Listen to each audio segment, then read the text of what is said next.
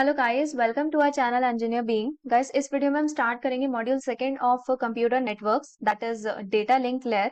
सो हम data link layer के framing methods, error correction and detection methods, flow control के methods हम पढ़ेंगे और मल्टीपल एक्सेस कंट्रोल के बारे में भी हम पढ़ेंगे। सो ये सारे topics we will be covering in module second. So आज के वीडियो में हम फंक्शंस डिस्कस करेंगे डेटा लिंक लेयर के और फ्रेमिंग के 3 मेथड्स जो सबसे ज्यादा इंपॉर्टेंट है, जो यूज होते हैं, उनको हम डिस्कस करेंगे। सो स्टार्ट करते हैं।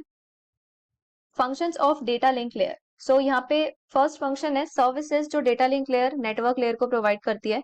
सो दीज आर द 3 सर्विसेज जो आपकी data link layer network layer को प्रोवाइड करती है। First is unacknowledged connectionless service, second is acknowledged connectionless and third is acknowledged connection oriented service. तो यहाँ पे मैंने आपको connectionless and connection oriented के बारे में बताया था कि अगर A to B data send हो रहा है, कनेक्शन ओरिएंटेड में पहले आपका कनेक्शन स्टैब्लिश होता है, उसके बाद डेटा सेंड होता है एंड देन आपको एक्नॉलेजमेंट भी मिलता है, यानी कि रिसीवर एक्नॉलेजमेंट देगा सेंडर को कि डेटा रिसीव हो चुका है। फिर आता है आपका कनेक्शन लेस। तो जो आपका कनेक्शन लेस होता है उसमें पहले से कोई भी कनेक्शन स्टैब्लिश नहीं होता। जो भी आपके डेटा पैकेट्स हैं वो इंडिपेंडेंटली कोई भी पाथ सेलेक्ट कर सकते हैं to reach to the destination, और यहाँ से कोई भी एक्नॉलेजमेंट भी आपको नहीं मिलता।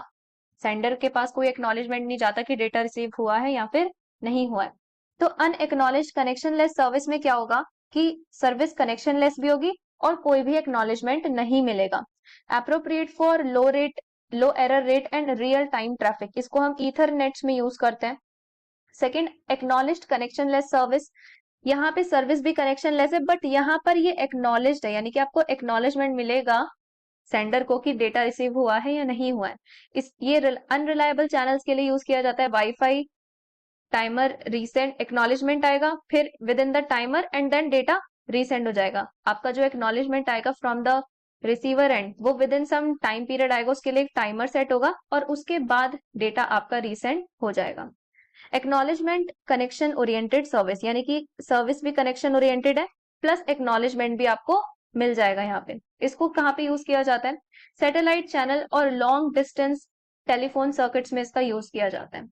Second important function of data link layer is framing. Framing में क्या होता है कि जो आपका OSI मॉडल था, हमने डिस्कस किया था मॉड्यूल फर्स्ट में, कि सबसे बॉटम मोस्ट लेयर होती है आपकी फिजिकल लेयर, उसके बाद data link layer, then network layer, then transport layer and so on. इस तरीके से आपके 7 लेयर्स होते थे OSI मॉडल में। तो हमने देखा था कि जो आपका नेटवर्क लेयर होता है, नेटवर्क लेयर पे जो डेटा आता है वो in the form of packets आता है। यहाँ पे data in the form of packets आता है और वो डेटा फिर जाता है डेटा लिंक लेयर पे, और डेटा लिंक लेयर क्या करती है, उन पैकेट्स को फ्रेम्स में कन्वर्ट कर देती है। तो यही यहाँ पे डायग्राम में शो किया हुआ है कि ये आपकी नेटवर्क लेयर, जहां पे data in the form of packets present है। अब ये सारे पैकेट यहाँ पर जाएंगे डेटा लिंक लेयर पे, और डेटा लिंक लेयर क्या करेगी, उनको फ्रेम्स में कन्वर्ट कर देगी। जैसे कि यहाँ पे फ्रेम मैंने लिखा है, ये जो है आपका हेडर, पेलोड एंड ट्रेलर, ये आपके फ्रेम का फॉर्मेट है। ये फ्रेम में 3 चीजें होती हैं, हेडर, पेलोड और ट्रेलर्स। जो आपका हेडर होता है, फ्रेम का हेडर, इसमें क्या होता है, सोर्स एंड डेस्टिनेशन के एड्रेसेस होते हैं। पेलोड में आपका एक्चुअल मैसेज होता है और ट्रेलर में एरर डिटेक्शन और एरर करेक्शन बिट्स होती हैं। तो यहाँ पे आपका पैकेट की फॉर्म में नेटवर्क लेयर से डेटा आया, डेटा लिंक लेयर ने फ्रेम्स में कन्वर्ट किया। अब वो क्या होगा, फिजिकल लेयर पे जाएगा, क्योंकि नीचे है फिजिकल लेयर, तो डेटा लिंक से फिजिकल लेयर जाएगा, फिजिकल लेयर के थ्रू फिर से डेटा लिंक लेयर पे जाएगा रिसीवर एंड पे, एंड देन यहाँ पे नेटवर्क लेयर पर आपका डेटा पहुंच जाएगा। सो इस तरीके से फ्रेमिंग होती है डेटा लिंक लेयर पे। थर्ड इज फिजिकल एड्रेसिंग, ये भी हमने डिस्कस किया था। फिजिकल एड्रेसिंग क्या होता है, आपका हार्डवेयर एड्रेस जो होता है आपके डिवाइस का, जो at the time of manufacturing दिया जाता है, जिससे कि अगर आप इंटरनेट पे कनेक्ट होते हो या नेटवर्क में कनेक्ट होते हो, सो यूनिकली आपका डिवाइस आइडेंटिफाई हो पाए, तो वो एड्रेस दिया जाता है। इसको हम मैक एड्रेस भी कहते हैं। और जो आपका फिजिकल एड्रेस होता है that is of 48 bits. Next is flow control. Flow control का मतलब ये होता है कि यहाँ पे है सेंडर और यहाँ पे है रिसीवर आपके। तो सेंडर की अगर सेंडिंग स्पीड ज्यादा है और रिसीवर की रिसीविंग स्पीड कम है, तो उस केस में क्या हो जाएगा, डेटा लॉस हो जाएगा। तो हमें क्या करना है कि डेटा के फ्लो के स्पीड को हमें मैनेज करना है, ठीक है, एडजस्ट करना है। सेंडर और रिसीवर के जो फ्लो स्पीड्स हैं, सेंडिंग एंड रिसीविंग स्पीड्स, उनको हमें एडजस्ट करना है जिससे डेटा लॉस ना हो, तो ये होता है फ्लो कंट्रोल। फ्लो कंट्रोल के भी हम मेथड्स पढ़ेंगे नॉइजी एंड नॉइसलेस चैनल के लिए, ये एक complete topic we will study in detail. Fifth is error control. Error control means आपका जो भी डेटा ट्रांसमिट हो रहा है, सपोज आपको 0101 बिट्स ट्रांसमिट करने थे, बट रिसीवर के पास पहुंचे 0111, यानी कि यहाँ पे जो 0 सेंड होना था वो यहाँ पे 1 सेंड हुआ। तो इसको डिटेक्ट करने के लिए आपके पास कुछ मैकेनिज्म होना चाहिए, और इसको करेक्ट करने के लिए भी कुछ मैकेनिज्म होना चाहिए। तो एरर कंट्रोल आप एरर डिटेक्शन और एरर करेक्शन से कर सकते हो, यानी कि हमारे पास कुछ मैकेनिज्म है जो एरर्स को डिटेक्ट करते हैं, और कुछ मैकेनिज्म है जो एरर्स को करेक्ट भी करते हैं। तो ये भी एक कंप्लीट टॉपिक है जो हम आगे पढ़ेंगे। सिक्स्थ आपका आता है एक्सेस कंट्रोल। एक्सेस कंट्रोल में क्या होता है कि सपोज ये आपका ट्रांसमिशन मीडिया है, और इसी सेम ट्रांसमिशन मीडिया से बहुत सारे devices at the same time data send करने की कोशिश कर रहे हैं। तो अब एट द सेम टाइम अगर एक ही चैनल से, एक ही ट्रांसमिशन मीडिया से आप सेम टाइम पे डेटा को ट्रांसमिट करोगे, तो उस केस में क्या होगा, डेटा में कोलिजन होगा, डेटा में इंटरफेरेंस हो जाएगा, इंटरमिक्सिंग हो सकती है डेटा की। तो इन सबको किस तरीके से हमें डील करना है, उसके पास भी हमारे पास कुछ मेथड्स हैं, और ये भी एक आपका पूरा टॉपिक है जो हम इसी यूनिट में पढ़ेंगे। Now comes the types of framing. तो फ्रेमिंग भी दो टाइप की होती है, fixed sized framing and variable sized. Fix size framing में आपको बता दिया कि ये साइज रहेगा फ्रेमिंग का, यानी कि जो फ्रेम का लेंथ है वो हमेशा फिक्स्ड ही रहेगा। इस केस में it does not require additional boundary bits to identify start and end of the frame. तो हम अभी आगे देखेंगे कि फ्रेम्स के स्टार्टिंग और एंडिंग को देखने के लिए हम यहाँ पे कुछ स्पेशल पैटर्न्स लगा देते हैं, जैसे कि मैंने यहाँ पे लिख दिया 01 और 01 फॉर एन एग्जाम्पल। तो अगर 0101 आपको इस तरीके से दिखता है, तो आप बता दोगे कि यहाँ पे स्टार्ट है और यहाँ पे एंड हो रहा है आपके फ्रेम का। लेकिन क्योंकि यहाँ पे फिक्स्ड साइज फ्रेमिंग है, आपको बता दिया फ्रेम का साइज जो है 5 है, तो हमेशा आपको 5 ही साइज के बाद पता चल जाएगा कि अब यहाँ से नया फ्रेम स्टार्ट हो गया है, देन न्यू फ्रेम, क्योंकि आपको पता है फिक्स्ड लेंथ है फ्रेम की। तो हमें एडिशनल यहाँ पे ये सब देने की जरूरत नहीं है कि हमने स्टार्टिंग में या एंडिंग में कुछ स्पेशल बिट्स दिए ये बताने के लिए कि स्टार्ट यहाँ से हो रहा है फ्रेम एंड एंड यहाँ से हो रहा है, ये हम अभी आगे देखेंगे। वेरिएबल साइज्ड फ्रेमिंग में क्या होता है कि हर एक साइज जो है फ्रेम का वो वेरी करेगा। तो हमें यहाँ पे सपोज ये मेरा फ्रेम है, तो मुझे तो पता नहीं है कहाँ पे मेरा स्टार्ट हो रहा है फ्रेम, कहाँ पे एंड हो रहा है। तो मैंने यहाँ पे कुछ सपोज स्पेशल बिट्स लगा दी 0101, तो मुझे पता चल जाएगा यहाँ से मेरा फ्रेम स्टार्ट हो रहा है, यहाँ से एंड हो रहा है मेरा फ्रेम। तो ये होता है आपका वेरिएबल साइज्ड फ्रेमिंग, इसको हम लोकल एरिया नेटवर्क में यूज करते हैं। Next comes the methods of framing. इस पे हम न्यूमेरिकल सॉल्व करेंगे। सो यहाँ पे 4 मेथड्स होते हैं आपके फ्रेमिंग के। फर्स्ट इज कैरेक्टर काउंट, जिसको हम बाइट काउंट भी कहते हैं। Second is flag bytes with byte stuffing, then starting and ending flag with bit stuffing, and then physical layer coding violation. So first है आपका character count और byte count। तो यहाँ पे क्या होता है कि जो हमने अभी फ्रेम देखा, तो फ्रेम का ये पार्ट हेडर होता है, then comes the payload part and then trailer।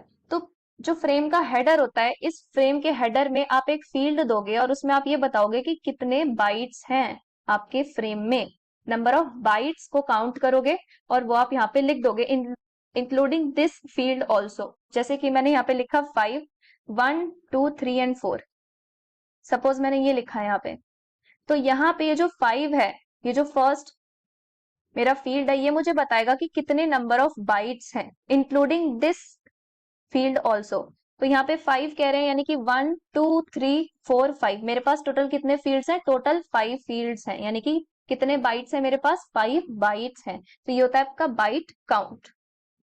सो जो आपका ये फर्स्ट फील्ड है 5, ये आपको बताएगा बाइट काउंट्स की टोटल फ्रेम में कितने काउंट्स है। तो आपको पता चल जाएगा 5 है तो आप काउंट कर लोगे 1, 2, 3, 4, 5, यानी कि आपका इतना ही फ्रेम है, फर्स्ट फ्रेम आपका इतना ही है। तो आपको पता चल जाएगा इस तरीके से कहाँ तक आपका फ्रेम है थ्रू दिस बाइट काउंट। अब यहाँ पे समझते हैं, फिगर ए में 5 लिखा है सबसे पहले। तो ये जो आपका 5 है, ये आपको बता रहा है number of bite counts including this field also. Okay, so I will count from here 1, 2, 3, 4, 5. So this is the size of my frame first, that is having 5 characters. Similarly, if I start with this part, so this part is also having 5. That means मेरे पास 5 characters हैं, 5 bytes हैं, including this also. So I will count from this 1, 2, 3, 4 and 5. So second frame मेरा है 5 bytes का। Next is 8, यहाँ पे आपका 8।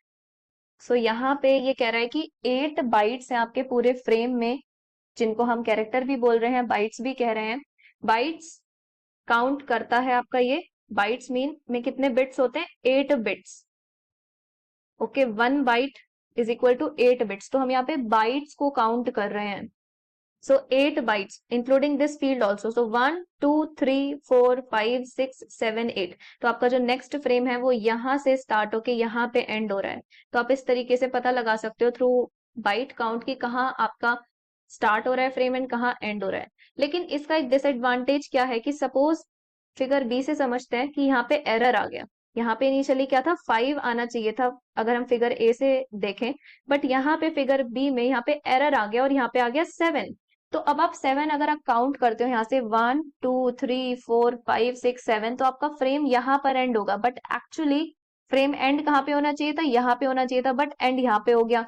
सो यहाँ पे सारे के आगे के जितने भी फ्रेम्स होंगे वो आप लॉस्ट हो जाएंगे, क्योंकि नेक्स्ट फ्रेम अगर आप यहाँ से स्टार्ट करते हो 1 से, तो 1 का मतलब क्या है कि सिर्फ इतना ही, देन 2 से अगर आप स्टार्ट करते हो तो 1 एंड 2, तो इतना ही रह जाएगा पार्ट।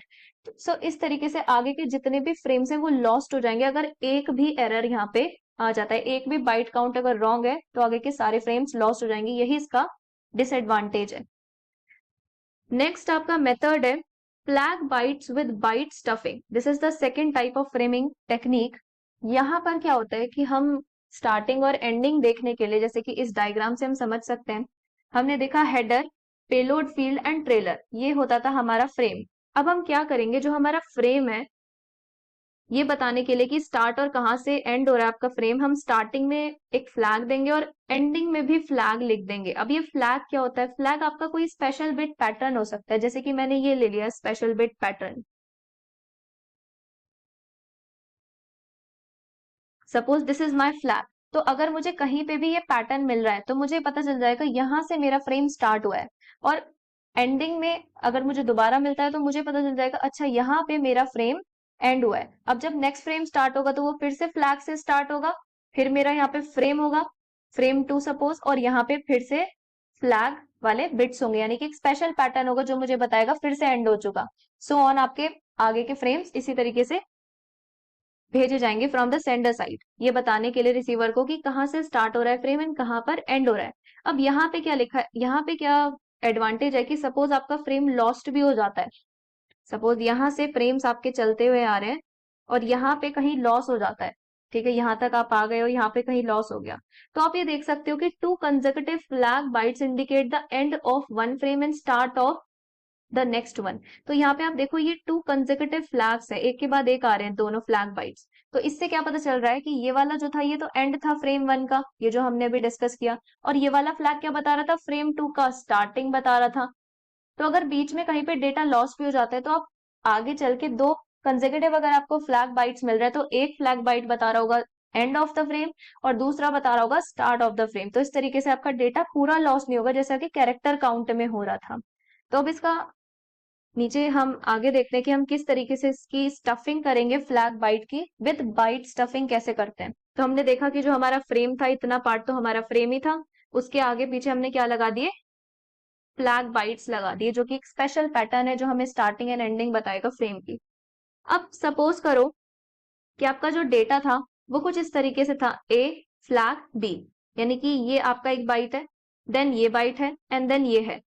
तो अगर आपका ये डेटा है तो स्टार्टिंग में आप क्या करोगे, आप स्टार्टिंग में यहाँ पे फ्लैग लगा दोगे और यहाँ पे फ्लैग लगा दोगे, ठीक है। अब अगर रिसीवर इस तरीके से डेटा को रिसीव करता है तो रिसीवर देखेगा कि यहाँ पे फ्लैग से डेटा आपका स्टार्ट हुआ, ए को देख लिया, ओके ए आपका फ्रेम में, फिर से यहाँ पे फ्लैग आ गया, तो ये फ्लैग तो एक्चुअल आपका डेटा का पार्ट है, लेकिन रिसीवर को क्या लगेगा कि ये फ्लैग एंड बता रहा है आपके फ्रेम का, बट ऐसा नहीं है। तो इसका मतलब क्या है कि अगर आपके डेटा में ही वो पैटर्न्स आ जाए जो आप स्टार्टिंग और एंडिंग में फ्लैग पैटर्न्स बता रहे हो, अगर वो आ जाते हैं डेटा के बीच में, तो आप क्या करोगे, उसके लिए आप एक एस्केप कैरेक्टर लगा के भेजोगे एट द रिसीवर एंड। ये आपका क्या है, रिसीवर।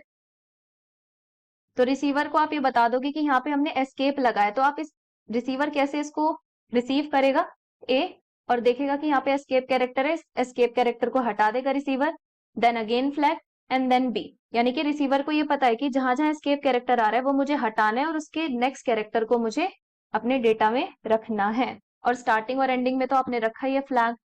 यहाँ पे। नेक्स्ट है आपका ये वाला data, A escape and B. अगर एस्केप आ जाता है तो फिर से आप स्टफिंग किसकी करोगे, एस्केप की, यहाँ पे एट द रिसीवर।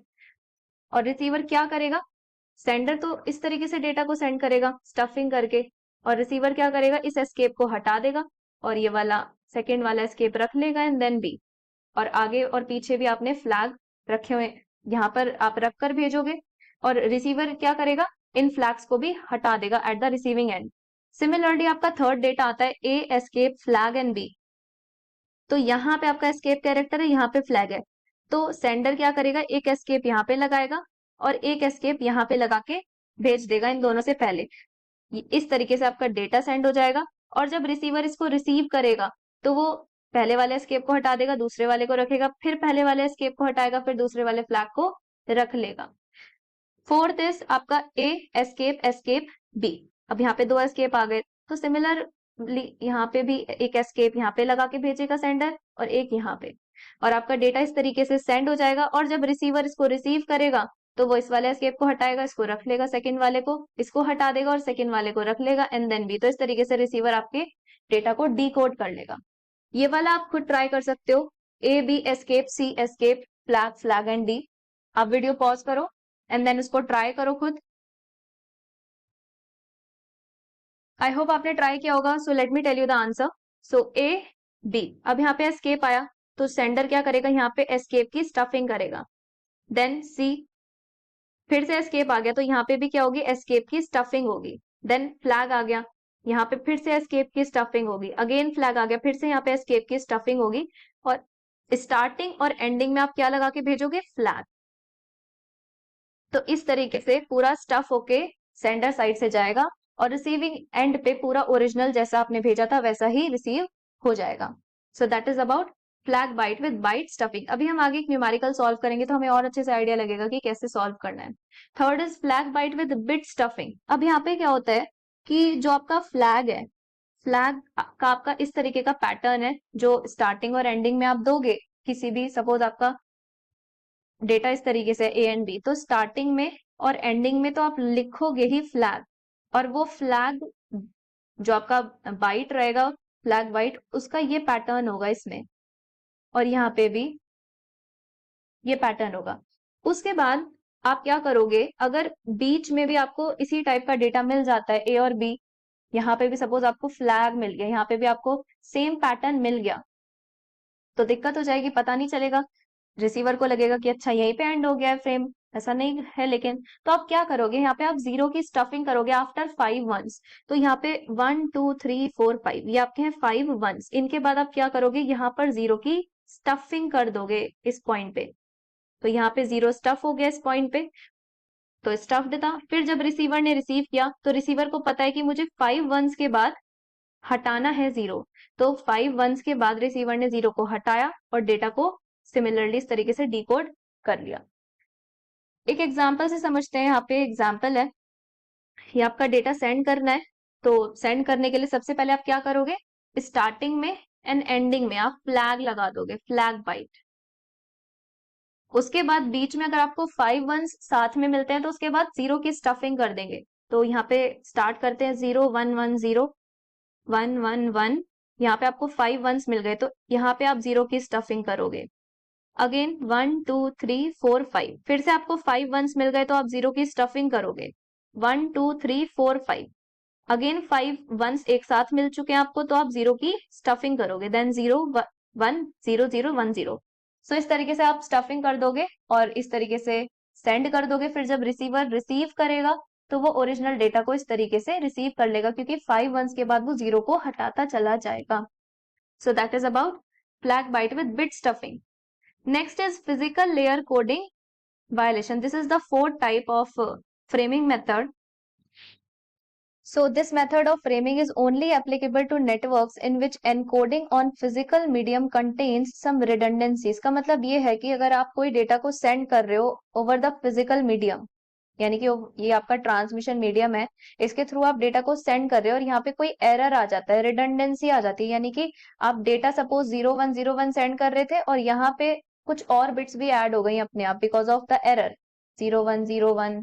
इस तरीके से डेटा ये था ओरिजिनल, बट जो सेंड हुआ वो ये हुआ, तो यहाँ पे रिडंडेंसी आ गई, कुछ एक्स्ट्रा डेटा भी ऐड हो गया, तो वहां पे हम फिजिकल लेयर कोडिंग वायलेशन का यूज करते हैं। एग्जाम्पल यहाँ पे दिया है कि सपोज जो आपका लैंस को जब हम एनकोड करते हैं तो 1 को हम रिप्रेजेंट करते हैं हाई लो पेयर में। सो हाई लो पेयर मीन्स 1 0 से रिप्रेजेंट करेंगे, और 0 को अगर हम बात करें तो लो हाई पेयर्स यानी कि 0 1 से रिप्रेजेंट करते हैं। जैसे हम मैनचेस्टर एनकोडिंग हमने पढ़ा था यूनिट फर्स्ट में, तो उसमें इस तरीके से हम 1 और 0 को भी कुछ ऐसे ही रिप्रेजेंट कर रहे थे। सो 1 को अगर हम देखें तो हम इस तरीके से रिप्रेजेंट कर रहे हैं, और अगर हम 0 को देखें तो हम लो टू हाई रिप्रेजेंट कर रहे हैं इस तरीके से। यहाँ लो 0 से स्टार्ट होगा एंड देन ऊपर जाएगा आपका 1 तक। सो इस तरीके से 1 और 0 को हमने रिप्रेजेंट किया, तो आपका सपोज डेटा है 1 0 1 0, तो वो डिजिटली इस तरीके से कन्वर्ट हो जाएगा और सेंड हो जाएगा ओवर द नेटवर्क। लेकिन अगर आपको स्टार्टिंग और एंडिंग बतानी हो, सपोज अगर आपका पैटर्न है 1 1 या 0 0, तो ये तो वैलिड नहीं होगा क्योंकि 1 0 को तो हमने ऐसे डिनोट किया है, अगर डेटा में ही आ जाता है तो वो वैलिडिटी नहीं शो करेगा। तो आप क्या कर सकते हो, 1 1 और 0 0 को आप स्टार्टिंग या एंडिंग में यूज कर सकते हो ये शो करने के लिए कि आपका यहाँ से फ्रेम स्टार्ट हुआ है और यहाँ से फ्रेम एंड हुआ है। जैसे कि आपने 1 को रिप्रेजेंट किया 1 0 से, 0 को रिप्रेजेंट किया 0 1 से डिजिटली, 1 को देन अगेन 1 0 और यहाँ पे 0 1। तो ये तो आपका पैटर्न। अब अगर बीच में 1 1 0 0 आते हैं तो आपको पता नहीं चलेगा कि क्या था, आपका बिट 1 था या 0 था। तो अगर सपोज यहाँ पे 1 1 आता है स्टार्टिंग या एंडिंग में, तो वो आपको पता चल जाएगा कि यहाँ से मेरा स्टार्ट हुआ है फ्रेम, यहाँ से एंड हुआ है, यानी कि आप इनको यूज कर सकते हो ये शो करने के लिए कि फ्रेम यहाँ से स्टार्ट हुए हैं एंड यहाँ से एंड हुए हैं। सो ये थी हमारी 4 टेक्निक्स ऑफ फ्रेमिंग। अब हम इन पे न्यूमेरिकल देखते हैं एक, जिससे कि हमें आइडिया लग पाए कि हमें कैसे सॉल्व करने हैं क्वेश्चंस।